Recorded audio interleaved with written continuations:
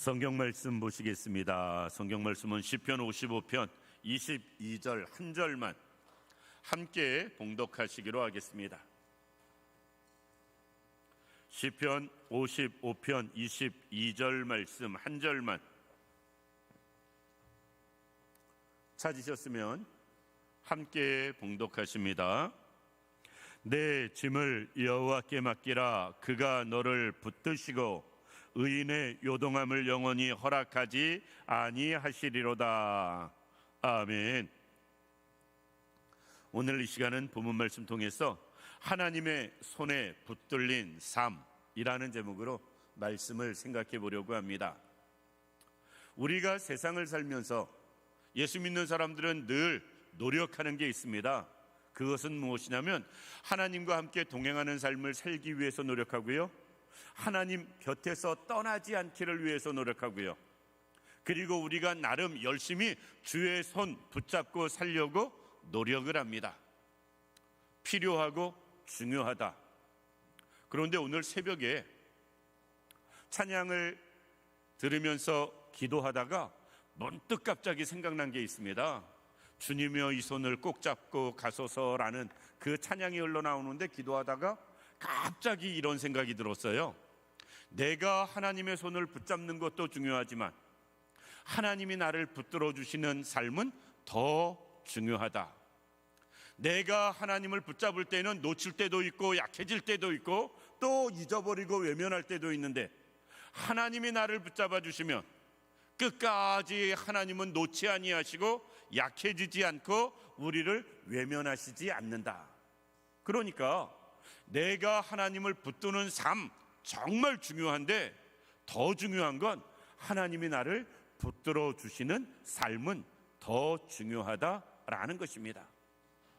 그래서 사실 7월 첫 번째 금요일이라 다른 말씀을 나름 준비하고 있다가 오늘 새벽에 그 찬양을 듣고 그런 생각이 들어가면서 그쪽에 맞춰서 기도하다가 이 내용을 이따가 기도회 때 전해드려야 되겠다. 왜?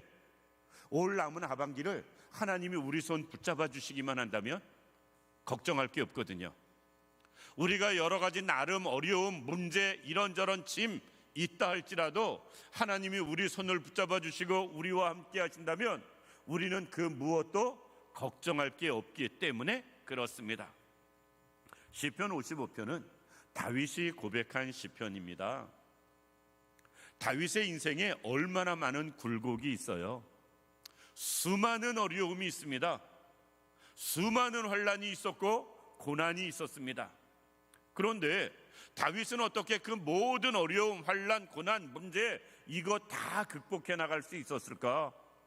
하나님이 그를 붙잡아 주셔서 그래요. 하나님이 붙잡아 주시니까 원수가 어떻게 하질 못했고요, 하나님이 붙잡아 주시면 세상의 어떤 문제도 감당할 수 있었고요, 하나님이 붙잡아 주실 때 아무리 천한 인생이라도 귀하게 쓰임받는 모습을 볼 수가 있습니다. 그래서 오늘 본문 말씀에 이렇게 고백합니다. 내 짐을 여호와께 맡기라. 그가 너를 붙드시고. 이것은 어떤 면에서 다윗의 고백일 수 있습니다. 다윗이 하나님 앞에 드리는 고백, 자기 자신을 생각하면서 하는 어떤 면의 간증일 수 있다라는 것입니다.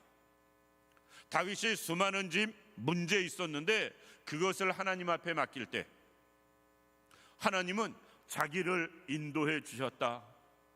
흔들리지 아니하도록, 요동하지 아니하도록, 문제되지 아니하도록 하나님이 지켜주셨다. 이 고백일 수 있습니다. 그래서 정말 올 2026년 남은 6개월은 하나님이 우리 손을 붙잡아 주시고 우리를 인도하시는 삶이 되기를 원합니다. 따라서 오늘 본문 말씀 통해서 몇 가지 생각해 보려고 합니다. 우리는 붙잡으려고 하지 말고 붙들림 바 되는 삶을 살기를 원합니다. 우리는 지금까지 늘 우리가 하나님을 붙잡으려고 노력을 했어요. 그런데 하나님 앞에 붙들림 받는 삶을 사는 게 더 큰 은혜다. 왜? 다윗은 늘 하나님을 붙잡고 살았거든요. 다윗은 늘 하나님을 붙잡고 살았지만 순간순간 그 손을 놓치는 것을 볼 수가 있습니다. 다윗과 같이 하나님을 붙잡은 사람도 우리가 붙잡을 때는 그 손을 놓칠 때가 있어요. 그런데 반대로 하나님이 다윗의 손을 붙잡아 주시니까 다윗은 어떤 문제도 문제되지 아니하는 모습 볼 수가 있다라는 것입니다.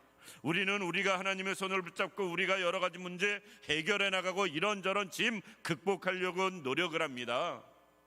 그런데 우리가 하나님 손 붙잡고 우리가 이런저런 것 해결하는 것이 아니라 하나님이 우리 손을 붙잡아 주시고 하나님이 우리의 문제를 맡아 주관해 주신다면 우리는 정말 복된 인생 되어질 수 있다라는 것입니다.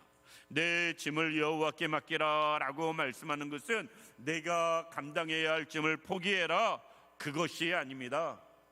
반대로 온전히 하나님을 신뢰하라 라는 것입니다. 우리는 어떤 짐도 스스로 잘 감당할 능력이 부족합니다.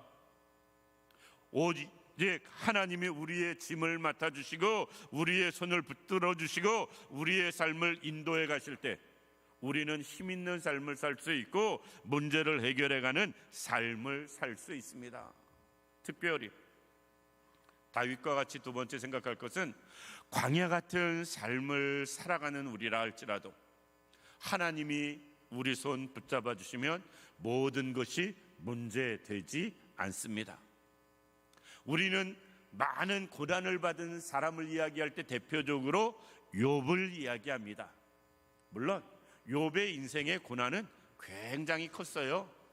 굉장히 여러 가지가 동시다발적으로 임하여서 보통 사람들은 정말 감당하기 힘들 만큼 큰 고난이 왔습니다. 그런데 그 시간은 그렇게 길지 않았다.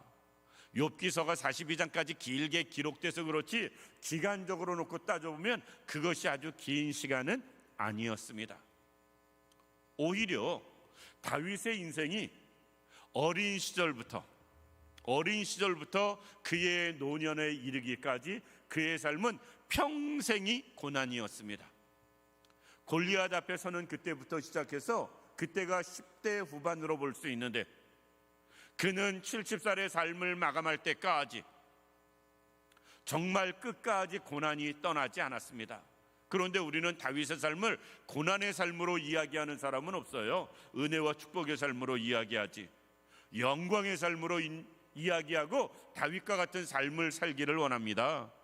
그러나 실상 그가 당한 고난과 어려움은요, 우리는 한 가지만 겪는다고 해도 못 감당할 것 같습니다. 그런데 그 모든 문제와 어려움을 다윗이 이겨내 나갈 수 있었던 것은 광야 같은 세상 가운데서 하나님이 그의 손을 붙잡아 주셨기 때문에 그렇습니다. 남도 아니고 형제들한테 구박받잖아요. 골리앗 앞에 서서. 남도 아니고 장인이 자기를 죽이겠다고 칼 들고 쫓아다니잖아요. 남도 아니고 아들이 반역을 해서 결국 피난 도망자의 삶도 살잖아요. 그의 삶을 이야기하면 이루 헤아릴 수 없을 만큼의 고난이 있습니다. 자식들 낳았는데 자식들 간에 문제가 되고 자식들 간에 죽고 죽이는 일도 생겨나잖아요.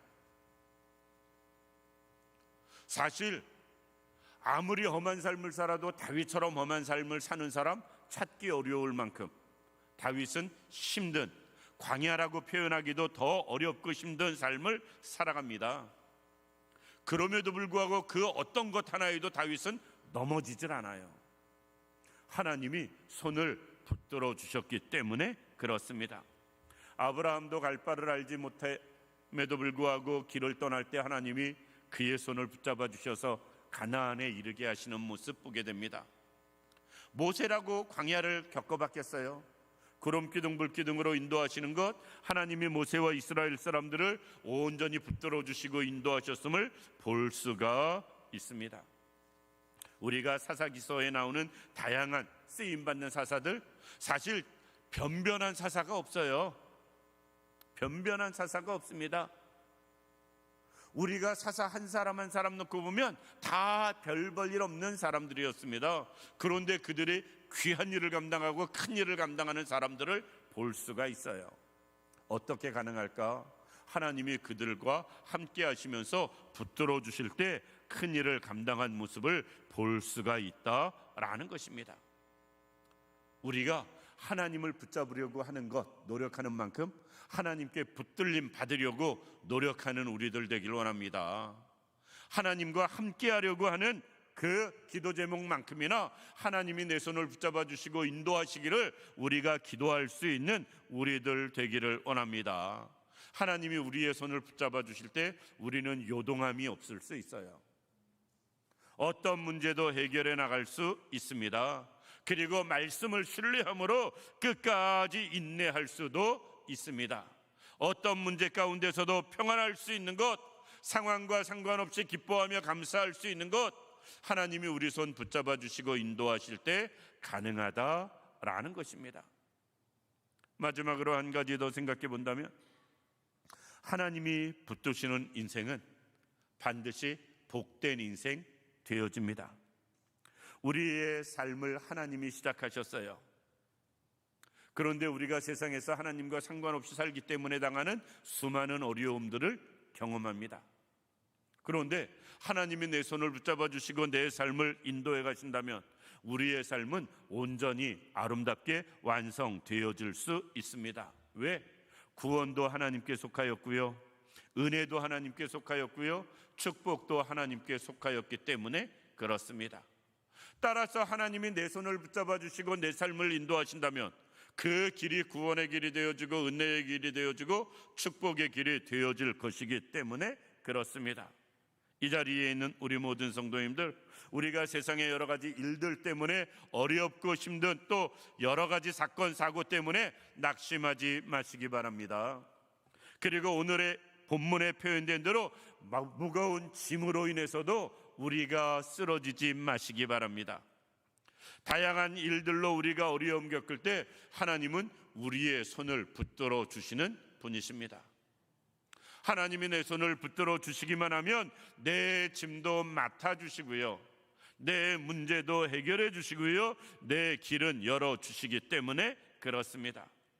행여나 여러 가지 일들로 마음이 약해지고 앞에 보이지 않는 시간을 우리가 경험한다 할지라도 그래도 낙심하지 마시기 바랍니다. 하나님이 내 손을 붙들어 주시기만 하면 그 모든 것은 아무것도 아니기 때문에 그렇습니다. 내가 하나님을 붙잡는 힘보다 하나님이 내 손을 붙잡아 주시는 힘이 더 강력합니다. 그리고 그것은 결코 약해지지 않습니다. 하나님은 어떠한 경우에도 우리를 포기하지 아니하시기 때문에 그렇습니다. 따라서 우리가 세상 살면서 이제부터 제일 신경 써야 할 것, 하나님이 내 손을 잡아주시는 거예요. 하나님의 긍휼, 하나님의 은혜, 하나님의 자비, 그 안에서 우리가 하나님께 붙들림 바 되어서 살아가는 것입니다. 말씀을 마칩니다. 지금도 마음의 짐이든 육신의 짐이든 생활의 짐이든 경제적인 짐이든 관계의 짐이든 짐이 있습니까? 하나님께 맡기시는 분들 되시기를 원합니다. 그리고 우리는 오직 하나님께 붙들림 바 되어서 하나님의 인도하심만 따르며 살아갈 수 있는 우리들 되기를 원합니다. 그리할 때 우리는 상황에 상관없이 평안을 유지할 수 있습니다. 하나님의 손에 붙들림만 되어진다면 우리는 기쁘게 살아갈 수 있고 감사하며 살아갈 수 있습니다. 내 노력이 아니라 하나님의 은혜로, 내 열심이 아니라 하나님의 긍휼하심으로 하나님이 우리 손 붙잡아 주신다는 사실을 꼭 기억하시고 하나님께 붙들림 바 되어서 살아갈 수 있는 우리 모두가 되기를 주님의 이름으로 축원합니다.